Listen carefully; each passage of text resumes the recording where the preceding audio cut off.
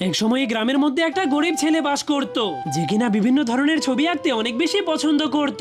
কিন্তু সে অনেক গরিব হওয়ার কারণে একটা পেন্সিলও কিনতে পারতো না, যার কারণে সে লাঠির মাধ্যমে মাটিতে বিভিন্ন ধরনের ছবি আঁকতো। সেই ছেলেটা অনেক দয়ালু ছিল, যার কারণে সে এমন কিছু একটা করতে চাইতো যার মাধ্যমে সে তার মতোই গরিব বাচ্চাদেরকে সাহায্য করতে পারে। এই জন্য সে প্রতিদিন আল্লাহর কাছে প্রার্থনা করত।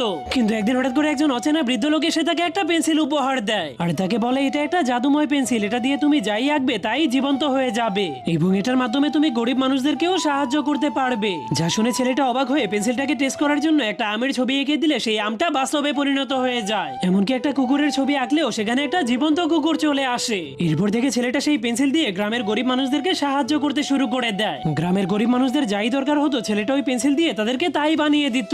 কিন্তু এই খবরটা রাজা জানতে পেরে ছেলেটাকে তার রাজমহলে ডেকে আনে। রাজা ছেলেটাকে বলে, তোমার জাদুর পেন্সিল দিয়ে আমার জন্য একটা সোনার গাছ বানিয়ে দাও, না হলে আমি তোমাকে মেরে ফেলবো। ছেলেটা রাজাকে বলে, আপনি অনেক লোভী,